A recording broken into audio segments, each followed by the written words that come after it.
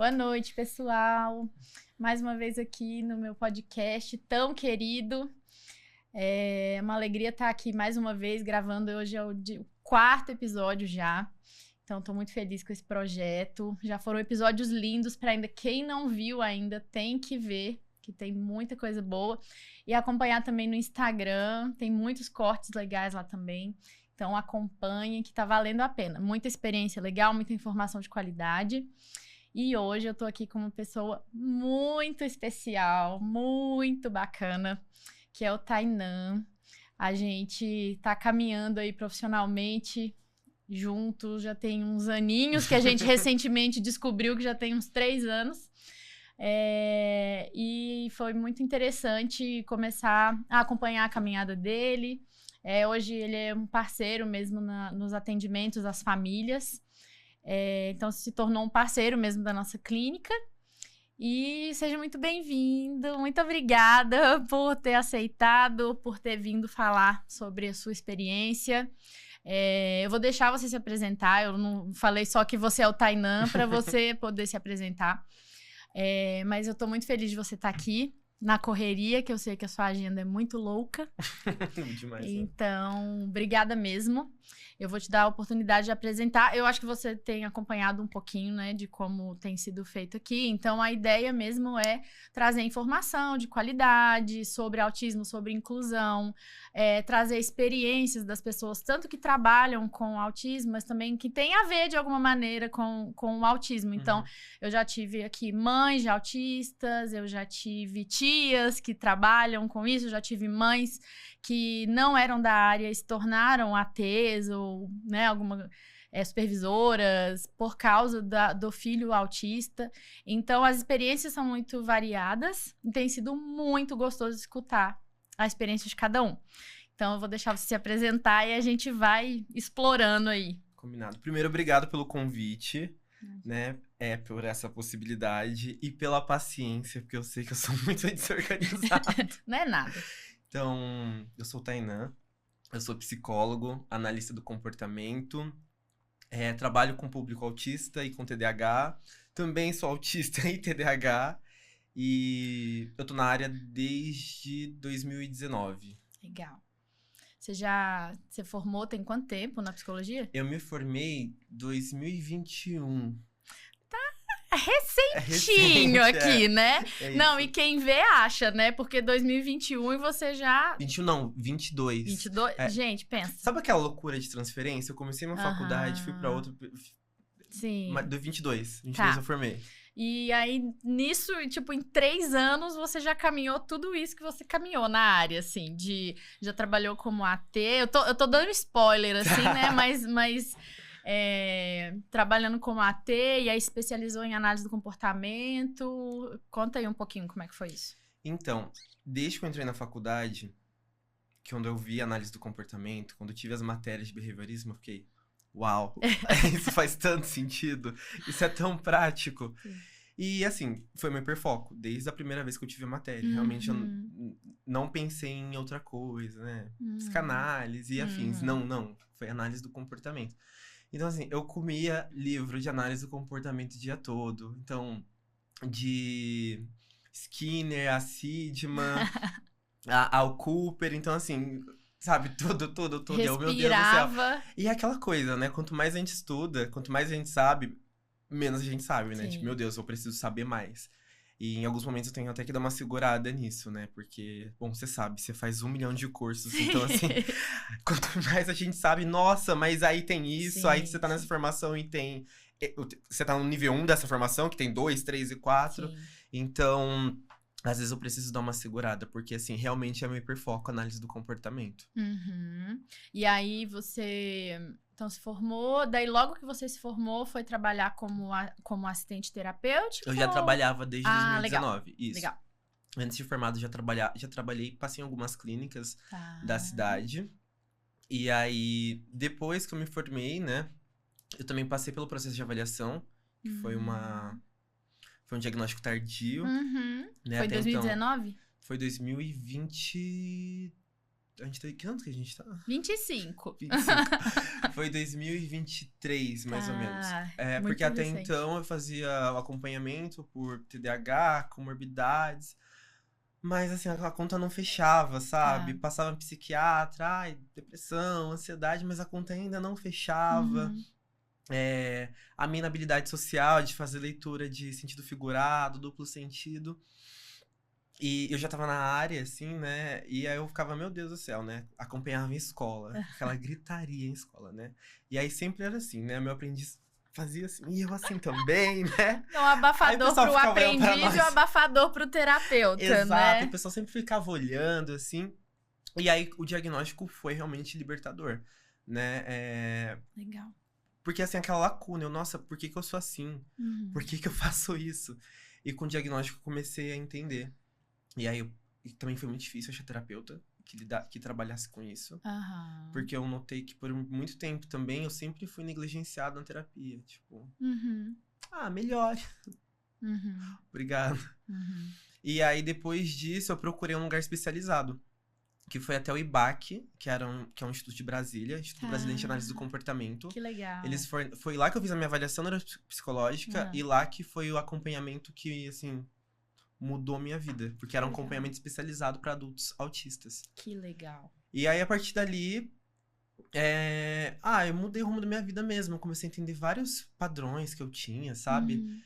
Comecei a entender o que eu podia desenvolver. Porque também tem uma questão... Tô falando demais. Não, você pode falar tudo. Você veio pra falar, querido. Porque eu não sei se acontece com todo mundo, mas a minha experiência aconteceu, né? Eu tinha alguns padrões com pessoas próximas. E aí... impulsividade e tudo mais. E aí eu me sentia muito culpado, às vezes, por não ter uma leitura, ou não ter aquela empatia esperada, assim, em algumas situações que eu não tinha leitura social mesmo. E aí, depois do diagnóstico, eu ficava, mas é porque, né, eu sou autista, por isso que eu não tenho essa leitura, a pessoa tem que... Então, depois do diagnóstico também teve um momento que eu ficava assim, sempre o outro que tinha que me entender. Né? E aí, com essa terapia especializada, eu achei meio termo disso. Que legal. Pera lá, não é porque você não teve a intenção que você não foi. Não é porque você não quis ser rude que você não foi rude. Certo. E isso mudou muito a minha perspectiva, sabe? E aí, chegar no meio termo de viver bem, né, com as pessoas. Legal. Que legal. E isso foi... Essa terapia especializada que você fazia era com psicólogo? Ou era mais alguma? Era com uma psicóloga. Era psicoterapia mesmo, semanal. Com um treino bem forte de habilidades sociais. E é isso, eu fiquei com ela por um tempão, até que ela me deu alta e tudo mais. Saudade. Que legal. Saudade. Um beijo, terapeuta.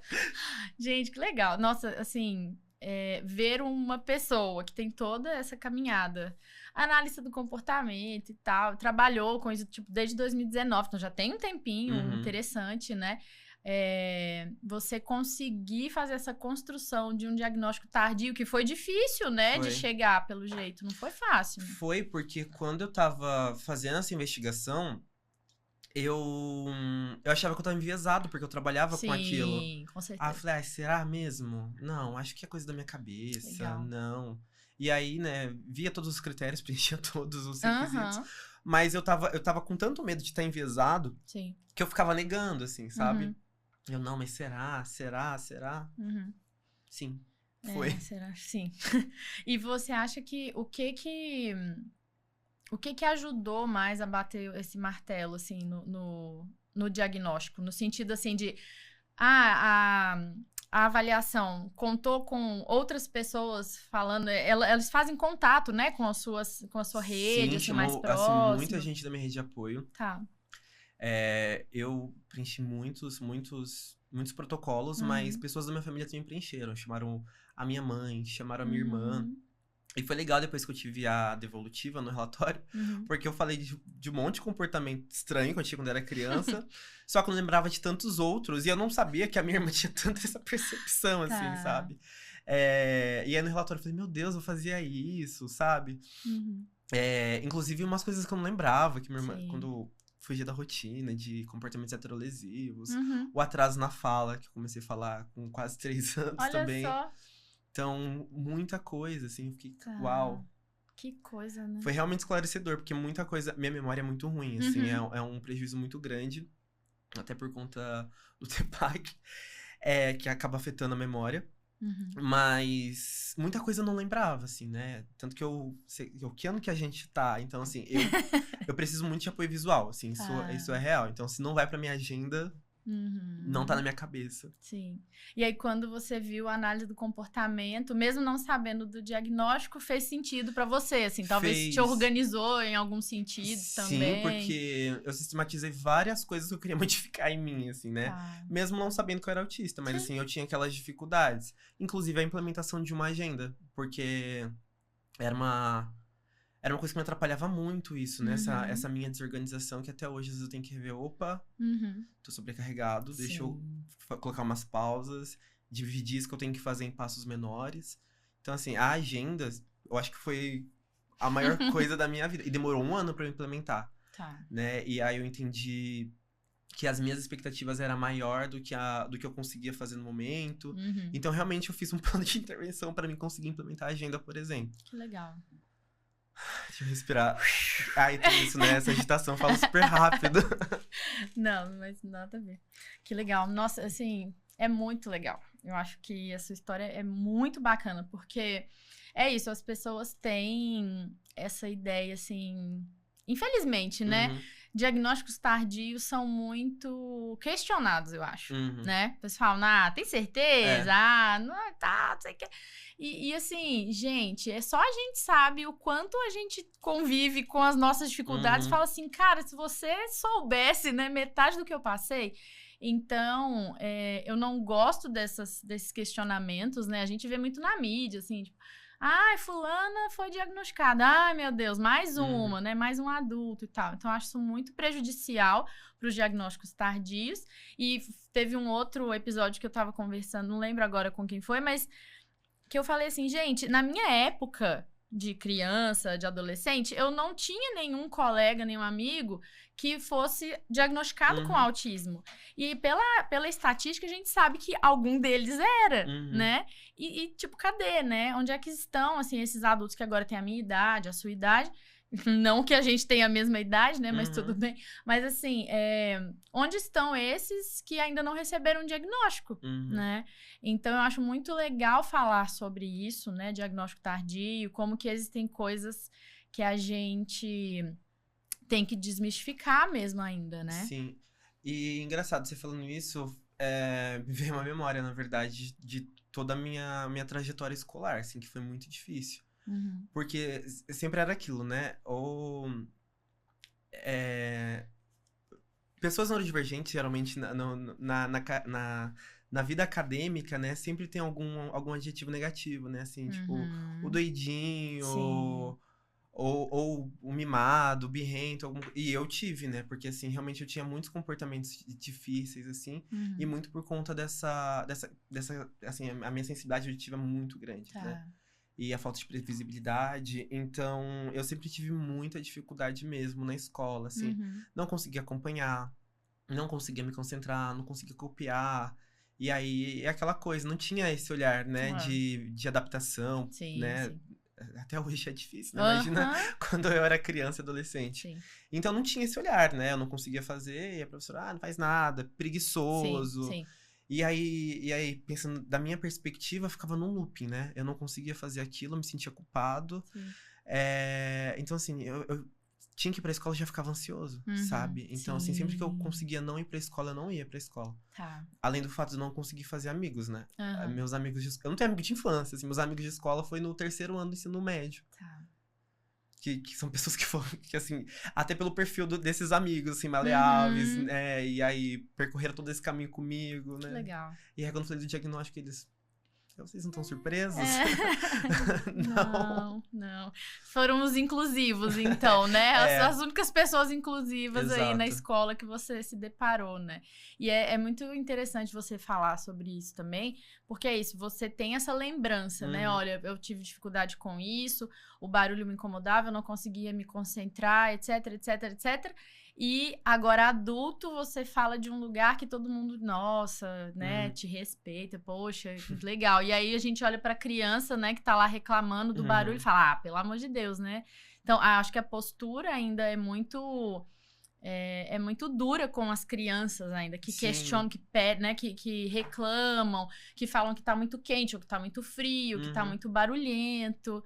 Acho que é muito duro ainda, né? Assim, você é fresco e tal, né? Eu acho muito triste isso, porque eu entendo que é uma questão estrutural, é um erro de Sim. formação, né? Eu acredito que as nossas graduações, assim, elas É. não preparam os profissionais para atuarem com as neurodivergências. Não mesmo.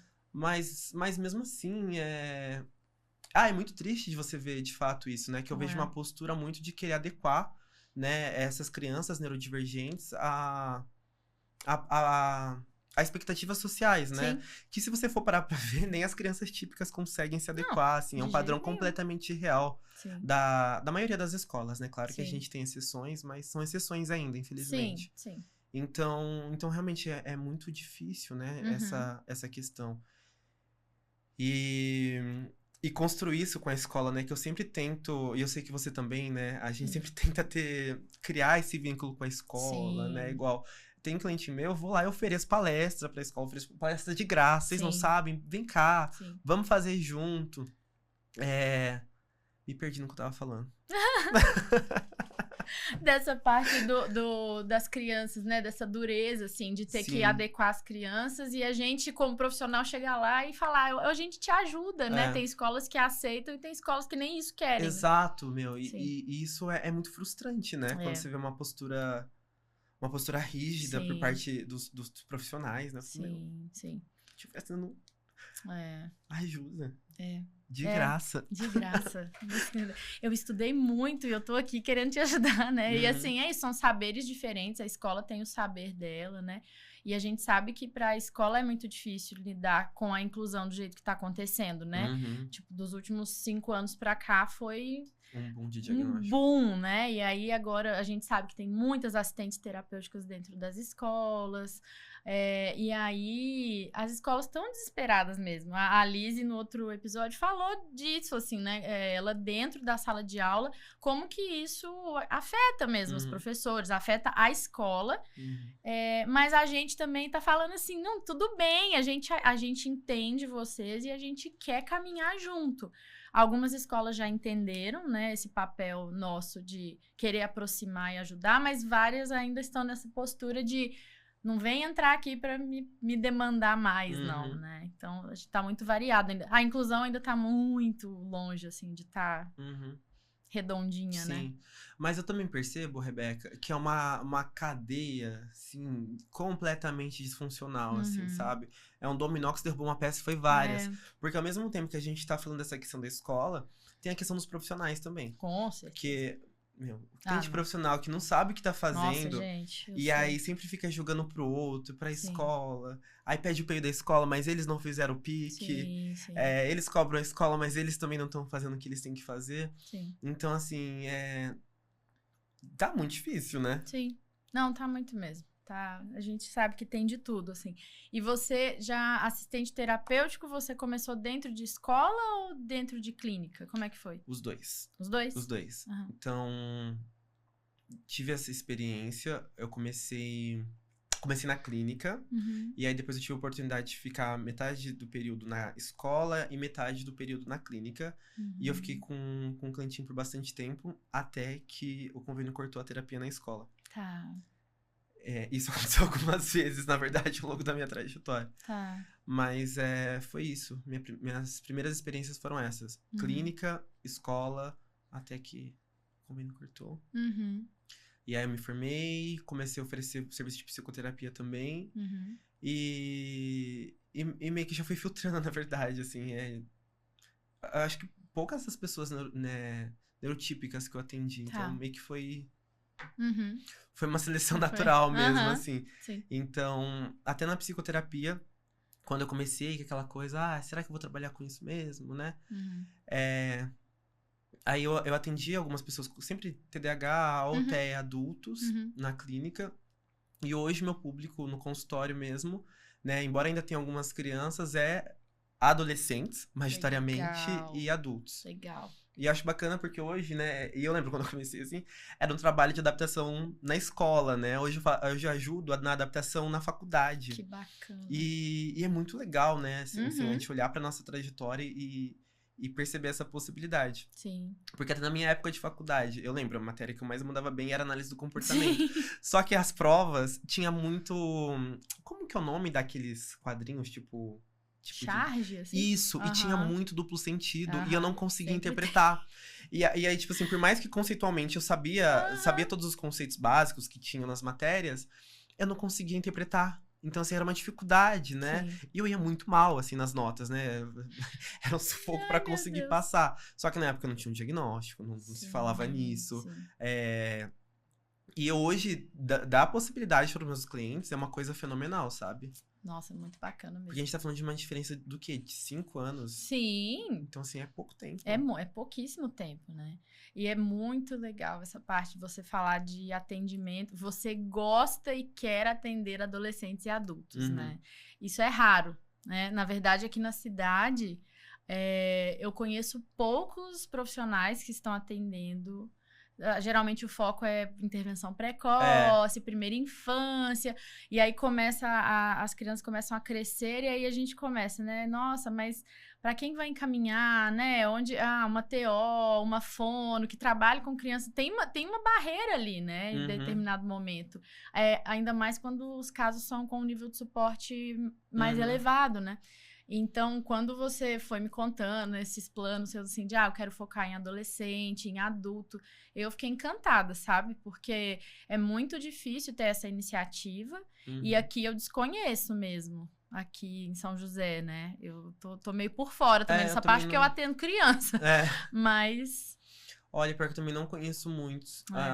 Eu conheço uma amiga, a Felícia, que é mãe atípica também. Uhum. Inclusive, acho que você deveria chamar ela aqui. Boa. E ela também, ela tá nessa caminhada há muito tempo. E Uhum. ela também faz intervenção com adolescentes e adultos. Que legal. Mas é verdade, eu nunca parei pra pensar nisso. Não. Além de mim da Fê, eu não conheço ninguém na cidade. Eu tenho uma TO conhecida, Aham. a Juliana Janei, que ela faz também aqui em São José. Ela é TO, né, de integração sensorial, e ela trabalha com essa questão de inclusão no trabalho. Então, Que ela tem um legal. grupo, depois eu vou te apresentar para ela, se você não conhece ela, mas ela tem um grupo de adultos, Aham. então a partir de 18 anos, para falar sobre trabalho, para falar sobre relacionamentos, etc.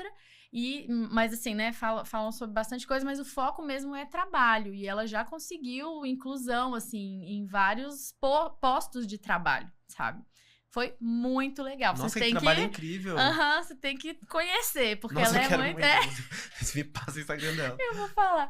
Mas é muito bacana. Ela tava me contando outro dia, eu falei, gente, a gente precisa disso, porque, gente, as nossas crianças crescem. Sim. Aquele autista, piquititinho lá, bonitinho, tudo, vai crescendo, crescendo, crescendo. Uhum. E a gente sabe que, às vezes, alguns comportamentos vêm, né, assim, se intensificando, se não forem bem cuidados e tal. E aí o negócio, a exclusão fica muito maior, né? Sim. É isso que eu percebo realmente, né? Porque quando as crianças crescem, não são mais crianças, Sim. né? Viram adolescente, a exigência muda, né? Sim. Porque, assim, criança não tem, de modo geral, não tem tanta aquela percepção e tal, né? Faz uma piada de duplo sentido, a criança não entende e segue, passa. Mas para os adolescentes, não, né? Isso já é um Sim. fator de inclusão e exclusão dos seus grupos sociais. Sim. Então, realmente, aumenta muito as expectativas sociais, né? Tá. Dos adolescentes e dos adultos. Então, meu Deus. Eu lembro quando, muito tempo atrás, né? Eu trabalhei com vendas, trabalhava com consórcio. Uhum.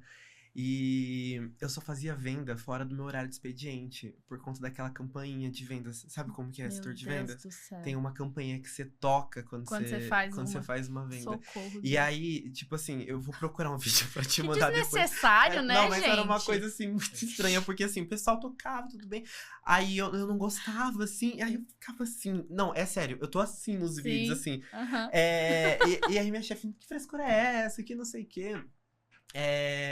E, você tem noção? Eu vendia, eu conversava com o cliente pra fazer a venda depois do horário de trabalho por conta dessa minha sensibilidade. E eu não tinha noção disso, eu também achava que era frescura, sabe? Sim. Então, realmente muito importante o diagnóstico. Eu acho que ele dá um mar de possibilidade para as nossas crianças, né? Quando deixarem ser crianças, se entenderem, se respeitarem, sabe? Sim. Eu acho isso extremamente importante. É bem legal mesmo. E nesse momento você tá fazendo supervisão, né? E também psicoterapia. Sim. Na psicoterapia, você acaba também atendendo casos de nível de suporte mais alto ou geralmente são casos com nível de suporte menor? Olha, psicoterapia geralmente são grau 1 de Grau 1, né? suporte, isso. E aí, geralmente, a gente vai se beneficiar da TCC. Tá. Então, dependendo das demandas, né? Então, assim, sempre é individualizado. Alguns casos, né? Dependendo da demanda, a gente vai para uma intervenção mais cognitivista, né? Em alguns casos mesmo, a gente vai ali fazer uma exposição sistemática e tudo mais. Então, varia muito. Hoje, eu tenho alguns adolescentes também que, assim, não tiveram acesso à terapia ABA, intervenção precoce, né? Passaram por psicólogo a vida toda, mas não sei bem o que faziam. E aí, por exemplo, estão chegando na vida adulta e não tem as habilidades básicas bem desenvolvidas, né? Sim. Então, assim, para esses casos é terapia ABA mesmo, né? Então, assim, é uma intervenção mais abrangente. Só que vai mudar são os protocolos, né? Que a maioria só conhece aqueles protocolos que a gente usa até os 6 anos. Sim. E aí, para esses casos, a gente vai focar em habilidades de vida, assim, habilidades para eles serem funcionais Vida mesmo, prática sabe? mesmo, Conseguir né? fazer um lanche, Sim. conseguir se comunicar, né? Conseguir reconhecer... Me perdi aqui. Conseguir... enfim. Tudo que da vida prática. Tudo da vida prática. Exatamente. Certo. E teve algum caso, assim, que mais te marcou? Alguma coisa muito emblemática, assim, nessa caminhada até agora? Sempre tem, né? Sempre tem. Toda semana, né? Cada tem. ganho a gente se vai ficando tão feliz. Sim. Eu realmente não sei de dizer um, assim, mas... Eu acho que é aquela coisa, sempre que a gente vê comportamentos desafiadores sendo substituídos por comportamentos funcionais, eu acho isso, assim, incrível, né? Que lindo, né? você leva qualidade de vida para aquela pessoa, você leva qualidade de vida para aquela família, né? Quando você ajuda eles, pensando em adolescentes e adultos, né? Desenvolver, terem autogestão, conseguirem entendendo quais são os fatores estressores que fazem com que eles tenham crise. Eu acho isso fenomenal, sabe? Sim. Não sei, o nosso trabalho é tão legal. Tem É difícil ser workaholic, né? Assim. Eu tava falando sobre isso. Eu falei, mas eu tenho refletido muito sobre isso, sabe? Porque nós estamos em fases diferentes da vida, eu e você. E aí, muito workaholic, os dois. E aí eu parei e falei, gente do céu, calma, né? E eu tô vendo que nós da saúde, assim, não vou falar da saúde porque a gente tá onde a gente tá, né? Não sei como é que são as outras áreas, mas nós somos, parece que, convidados a isso o tempo todo, sabe? Sim. É isso que você falou. Eu fiz uma formação aqui, mas é o nível 1, 2, 3, 4, 5. Não, eu tô no 3 desse aqui, mas lançou o 1 daquele lá, e aí eu vou começar esse aqui também, porque aí depois eu termino. Sabe essa coisa assim mas esse eu também preciso, esse eu também preciso. E a gente vai. E aí, pra pagar tudo isso, a gente precisa trabalhar bastante, né? Porque não tem nada barato de formações. E aí você fala, qual que é o limite aí? Então, mas é isso que eu falei, né? Eu tô em outra fase também agora e tenho refletido muito nisso. Mas é esse convite a ser workaholic mesmo, né? E a gente não vê isso como uma coisa perigosa pra saúde e tal, sabe? Então eu venho refletindo muito. Mas como você tá muito jovem, acho que daqui a uns 10 anos você pensa nisso, né? Mas tem que começar a pensar. Sim, porque... sim. É uma coisa que eu penso bastante, assim. Às vezes ponderar, né? Sim. Não abraçar o mundo. Sim. Porque não dá, a gente precisa estar bem pra cuidar das pessoas, né? Então, eu acho que sim. Então, é isso mesmo. Sei. Diz a pessoa que tá fazendo, tipo, 10 cursos ao mesmo tempo, né? Mas tudo bem. Isso aí. E aí, você também fez bastante formação na questão de comportamentos, problemas, assim, né? Comportamentos perigosos ali, etc. Como que foi isso? Porque, na verdade, a grande questão foram os casos que eu fui entrando, né? Tá. Porque, assim, até hoje é difícil, né? Mas quando eu entrei era mais difícil ainda homem nessa área. Sim. E aí, geralmente, pra onde que eu era alocado? Pra casos de crianças com comportamento auto e heterolesivo, com resistência com a figura feminina. E aí, eu fui tendo manejo nisso, em contrapartida, fui tendo formação em relação a isso. E aí, isso foi me selecionando pra ir pra outros casos, com equipes, assim, referência, né? Então, CBA, QBA, e lá. Então, assim, eu tive uma carga de supervisão muito bacana, assim. Bacana. Eu acho que eu tive um pouco de sorte na área mesmo, Sim, porque, assim, eu sim. comecei nas clínicas da cidade, mas depois eu fui pra outras equipes, né? E até hoje sou supervisionado pela Cláudia Nogueira, que ela, assim, é uma baita de uma referência na área. Sim, sim. Escreveu um capítulo maravilhoso, assim, de um dos principais livros que a gente usa.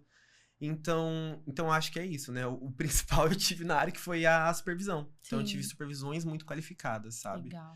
E isso me preparou muito. Uhum. Me prepara até hoje, né? Porque Sim, sim. a gente é supervisionado até. Sim, sim, com certeza.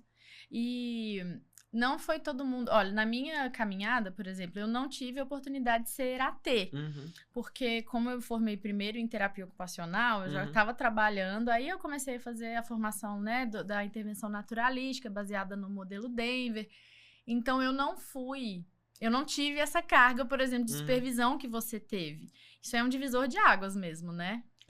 Eu É acho que muito. a supervisão, sim, porque é prática, né? Sim. Assim, É um olhar sobre o seu fazer, te ajudando ali. Exato, exato. E principalmente porque a maior parte, e eu acho isso muito interessantíssimo, que é a sessão gravada, né? Uma coisa que eu faço muito com os pais, né? Uhum. É gravar a sessão, não para postar nas redes sociais, né? Sim, Isso eu não é acho pra muito isso. importante a gente falar, não ficar divulgando a imagem das crianças, Sim, mas dar modelo mesmo de como fazer, sim. né? Porque assim, os pais precisam saber o que está sendo feito ali na sala, naquele tempo que a Uhum. criança está ali comigo.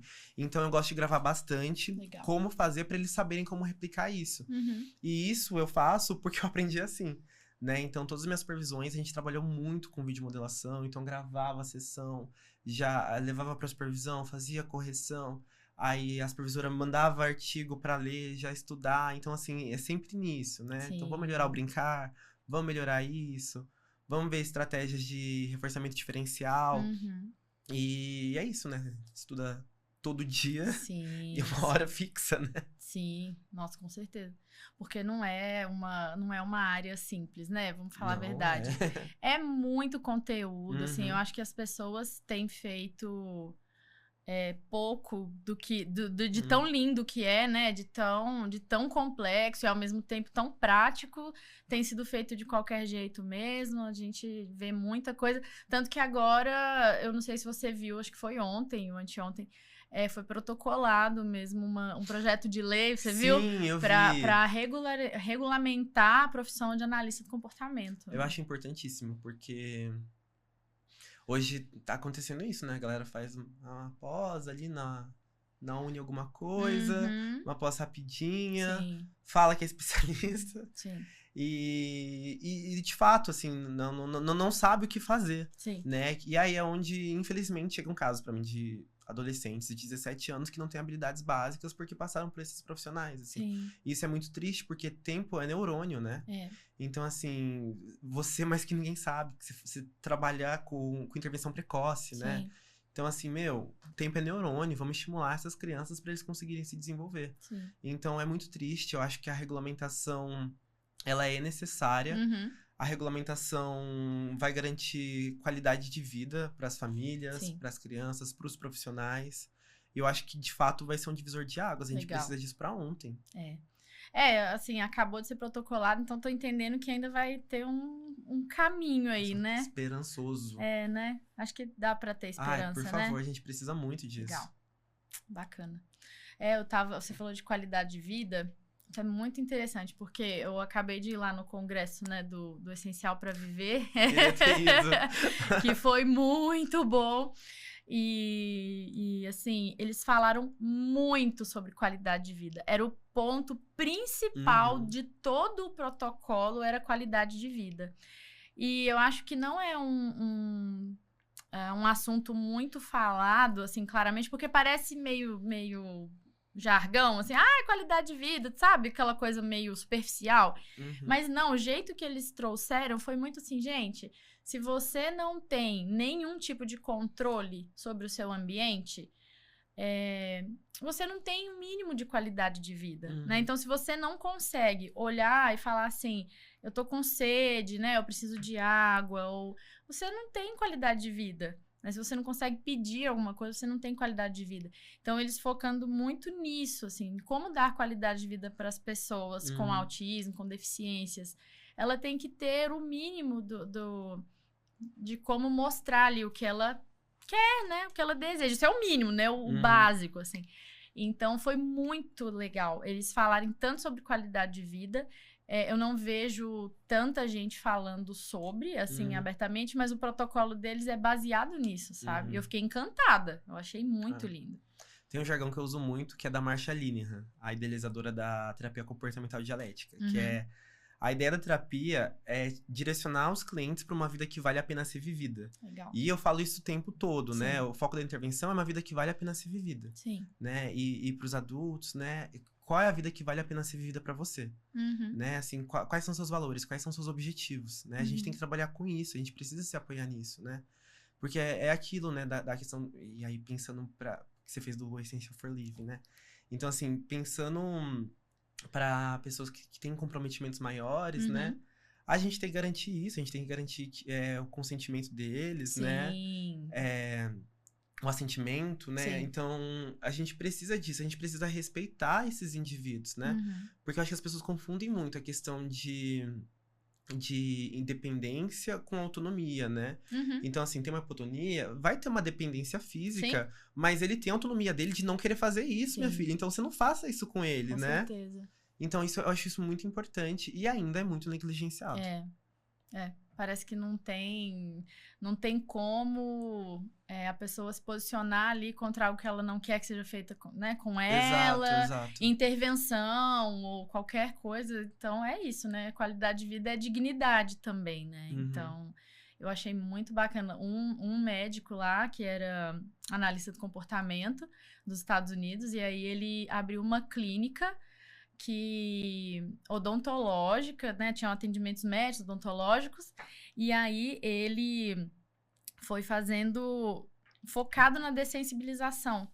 Porque ele falando que as pessoas com comprometimento maior, com deficiência intelectual e tal, elas têm muito menos acesso a serviços médicos e odontológicos por causa da dificuldade que elas têm ali de lidar com isso, o medo mesmo, né, a resistência. E aí a maioria tem que passar por procedimentos muito simples com anestesia geral, né? Vai fazer uma limpeza dentária e tem que usar anestesia geral. Isso também não é brincadeira, né? Ficar usando anestesia geral assim o tempo inteiro. E aí ele abriu uma clínica focada na dessensibilização para fazer essa aproximação, né, da pessoa, do tratamento e tal. Ela tinha todo um protocolo para ela até conseguir... Nossa, que legal. Muito legal. Até ele conseguir chegar e fazer um procedimento sem precisar da anestesia geral. E aí a gente fica pensando nisso, nas pessoas que têm maior comprometimento mesmo, que já são adultos, né, que são adolescentes, adultos, e que tinham que ficar se submetendo a isso, né? A usar anestesia geral para coisas simples. Exato. Então, eu achei brilhante, foi muito legal. Tava no congresso também, você devia ter ido mesmo. Ai, não consegui comprar ingresso. Então. Mas, assim, foi muito lindo de ver, sabe? Então, acho que tá muito alinhado com o que você pensa. E com o que você quer para adultos e adolescentes, né? Isso é muito, muito lindo mesmo, sabe? Mas eu vou comprar o manual. Eu não consegui ir. Compra o manual. Fiquei nos comentários. Alguém tem ingresso pra vender? Alguém tem ingresso pra vender? Quase caí num golpe. Quase, né? Mas no próximo eu vou e eu vou comprar o manual. Eles já confirmaram que vai ter ano que vem e tal. Ai, que legal. Tá bem legal. Mas eu acho que tem muito a ver. Esse protocolo especificamente, eu acho que vai muito de encontro com o que você quer, sabe? Sim. Então é bem bacana. Sim, eu acompanho o pessoal da CEDIM desde quando eles iniciaram essa questão de trazer, de traduzir o protocolo. Legal. Mas perdi as inscrições. Acontece. Muito legal. E aí agora, falando só um pouquinho mais da sua questão profissional, assim, agora você também continua atendendo como assistente terapêutico, parcial, assim, né, um tempo? Eu tenho um caso que ainda é 3 vezes na semana, à tarde. Tá. The Only. E aí tá na escola, né? E o restante, deixa eu ver. Agora é mais supervisão. Os nossos casos, aí tem os casos de psicoterapia, os casos de supervisão. Tá, legal. Tá divididinho. Muito bom. E aí, a análise do comportamento também, assim, estudos constantes e formações e cursos e... Não, curso a gente deu uma parada agora, porque Deu uma mês que vem parada, tem né? PCM, Tem né? PCM, isso, é. Que mês que vem a gente tá lá no PCM. Sim. Mas é agora, né? Um fôlego, né? Intelectual e financeiro, Sim. porque mês que vem tem PCM. Sim. E teve algum curso, assim, que você fala, gente, esse aqui é essencial. Tem que fazer, ou algum livro, alguma coisa, porque você, igual você falou no início, tem o hiperfoco em aba. Sim. Olha, o curso de isca eu acho muito bacana. Tá. As pessoas têm que fazer. Tá, explica um pouquinho o que é isca, porque sabe que parece que a gente fala outra língua, né? É verdade. Isca, ele é o principal protocolo de avaliação funcional prática. Eu vou ter que traduzir isso também, né? Um pouquinho. Então, assim, o ISCA, ele é um protocolo para a gente intervir em comportamentos problemas. Então, tudo aquilo que os analistas do comportamento fazem, né, que é avaliar a função do comportamento. Por que o indivíduo está fazendo aquilo? O ISCA é um protocolo que vai te ensinar a fazer aquilo. Vai te ensinar a fazer uma intervenção através assim, a grosso modo falando, isso. Então, assim, vai fazer a avaliação funcional e já vai montar um plano de intervenção para a gente reduzir aquilo. Tá, então vamos traduzir um pouquinho mais. Vai, você é ótima nisso, Rebeca. Eu sou muito confuso falando. Vamos pegar uma criança que tem um comportamento que toda vez que quer demonstrar que quer, sei lá, um chocolate, ao invés dela pedir, ela bate. Isso. Aí o ISCA, né, na entrevista, assim, é uma entrevista super guiada para você já entender e ajudar os pais a terem consciência do porquê aquilo tá acontecendo. Então, eu acho bacana do ISCA por isso, assim, os pais, na própria entrevista, eles já vão tendo consciência do porquê aquele comportamento está ocorrendo. Tá, e aí vai olhar para esse comportamento, vai entender qual que é a função, o que acontece, e aí vai pensar, vai ter todo um protocolo, uma programação para tentar substituir esse comportamento por algo que seja mais... Exatamente. Só que é um protocolo focado nisso, né? Geralmente, a gente, em outras formações, a gente vê várias coisas e vê um pouco sobre avaliação funcional. O ISCA não, ele é um protocolo para isso, focado nisso. Então, eu acho muito interessante os pais fazerem, terapeutas em geral fazer. Legal. E várias instituições fornecem um curso de ISCA bem legal, assim, não é um protocolo caro, né? Bacana. Num preço bem acessível. Tá. Eu acho que, assim, o ISCA é um protocolo que vale a pena para quem é da área e para pais. Livros, não sei, tem tanto livro. Mas é pra indicar livro? É um favorito aí de cabeceira, sei lá. Deixa eu ver. Behaviorismo, o livrinho amarelinho do Skinner, sabe? Sei. Bem raiz, assim, bem né? raiz, Bem raiz. Tá, legal. Mas interessante você falar isso dos pais, né? Que tem muito curso, muito protocolo, muito livro que os pais são meio que, gente, leia isso, são convidados, né, a fazer parte disso. Então, façam esse curso, leiam isso. Eu vi muito no modelo Denver, né? O livro teórico. Tem um livro para a família e um livro para os profissionais. Então, se você compra o livro ali, você tem acesso a todo o protocolo, que legal. Né? Ele tem isso. Então, o Essencial para Viver também. Se você pega o protocolo, você lê, você consegue ali entender muita coisa. Os pais, né, conseguem entender. E o que eu vi muito no congresso foi isso também. Muito das intervenções que eles mostravam, né, eles mostravam vídeos e tal das intervenções, eram a mãe, o pai, os familiares fazendo com a criança, filmando o que estava acontecendo e levando para a supervisão para eles irem conversando mesmo sobre esses comportamentos e tal, que eu acho que é o que impacta mais no dia a dia das famílias, né? Esses comportamentos, problemas, autolesivos, heterolesivos. Então, era focado ali na família, sabe? Muito as filmagens e tal. Então, eu achei isso muito bacana, porque geralmente a gente tem o quê? As filmagens do profissional com a criança, né? Sim. E eles, em várias formações que eu fiz dos Estados Unidos, eles mostram sempre a intervenção está sendo feita criança e família, sabe?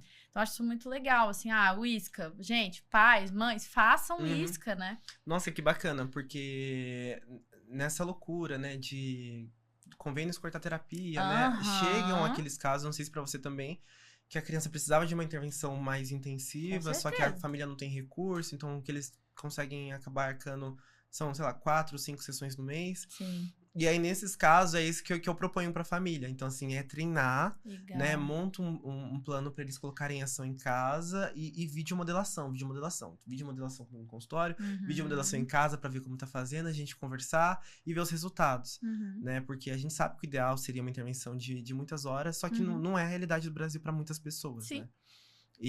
Mas essa questão de treinamento parental, eu vejo muito resultado, sabe? Nossa, não sei se eu deveria falar isso, mas assim, às vezes eu vejo mais resultado Sim. do que algumas intervenções ruins, que a criança fica 20 horas dentro de uma clínica, numa salinha. Então, cara, eu acredito muito Você na... pode falar isso? Posso falar isso? Pode, é isso. pode falar Se isso. capacitem, pais. Treinamento parental muda a vida das crianças também. E dos pais, das famílias. Sim. Porque eles ficam muito mais seguros, eles sabem o que eles estão fazendo, Sim. eles veem o resultado. Sim. Então, assim, eu acredito muito no treinamento parental. Sim. E não é que a gente quer puxar a família e falar assim, olha, vem cá, olha o que você tem que fazer aqui, ó. Mais uma coisa pra você se preocupar. Não é isso. A gente quer te dar as ferramentas para que o seu dia a dia seja mais leve. Sim. Né? Porque você vai olhar para o que tá acontecendo e você sabe o que você pode fazer, quais são as opções e tal. Então, não é que a gente quer cobrar da família, né? A gente quer pegar na mão e falar assim, aqui, ó, a gente vai tentar te dar ferramentas, né? Isso é muito funcional mesmo. E nesses casos eu sempre tento ajustar tudo, né? É aquela coisa, fazer linha de base. Deixa eu ver o que essa família consegue fazer hoje. Sim. Porque o que eu vejo também, né? O profissional só cobra.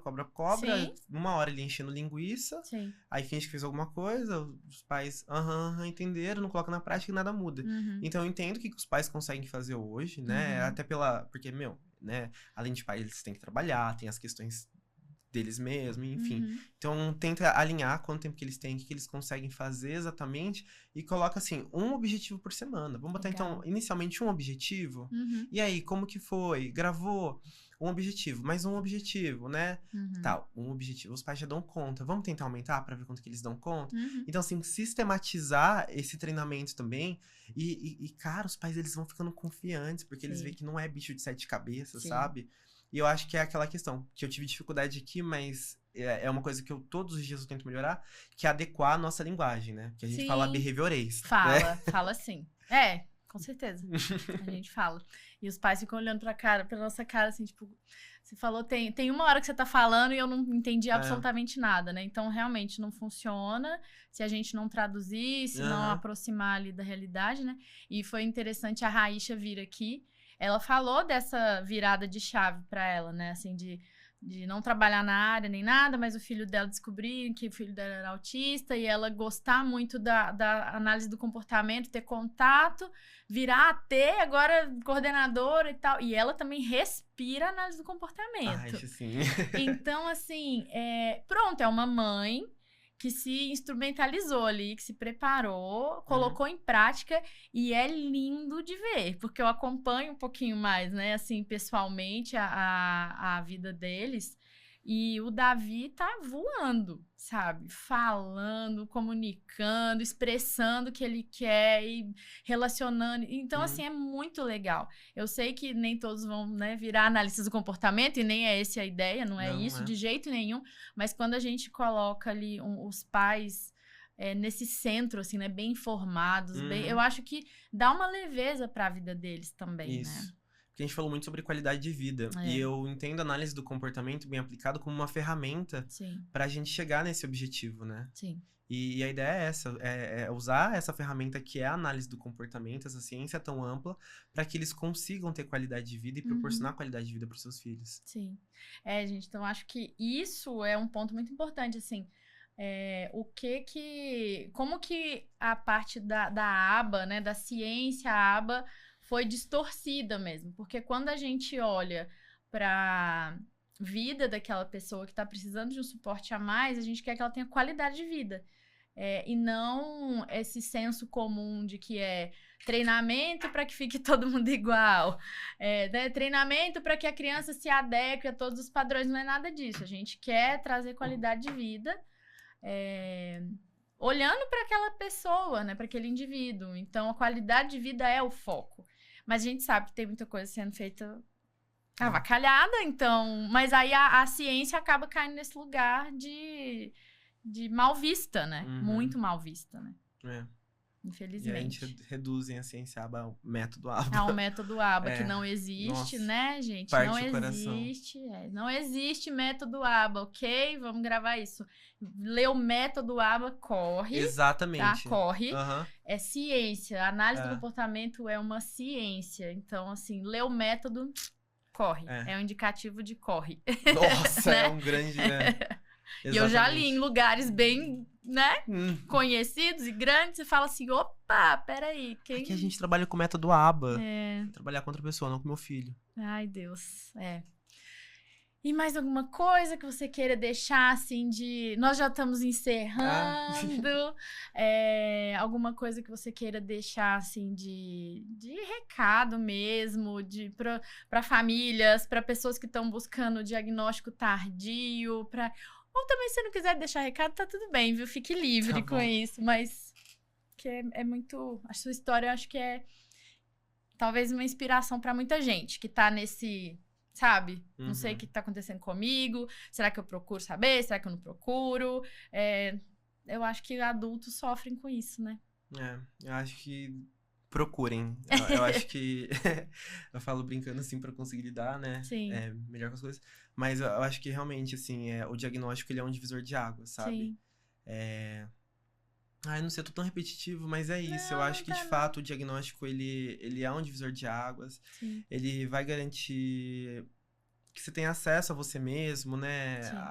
Novamente, né? A qualidade de vida. Sim. E com profissionais capacitados. Então, assim, é muito importante, muito importante. O recado é esse, né? Se você, pai, mãe, pessoa autista, vocês não estão se sentindo confortáveis, não continue naquele profissional, Sim. sabe? Não, profissionais da saúde têm que acolher. Vocês têm que se sentir acolhidos, seja com médico, seja com psicólogo, qualquer profissional, assim. Se você não tá confortável, se você não tá se sentindo acolhido, se você não tá se sentindo ouvido, troca. Troca, eu acho que isso é um ato de amor com vocês mesmos, sabe? Então é isso, assim, se respeitem, se priorizem e vamos seguir firme. Vamos! Vamos na luta aqui. Ai, muito obrigada, Tainan, de verdade, assim, é muito, muito legal. Você, né, tá superando dificuldades, assim, pra falar disso tudo, né?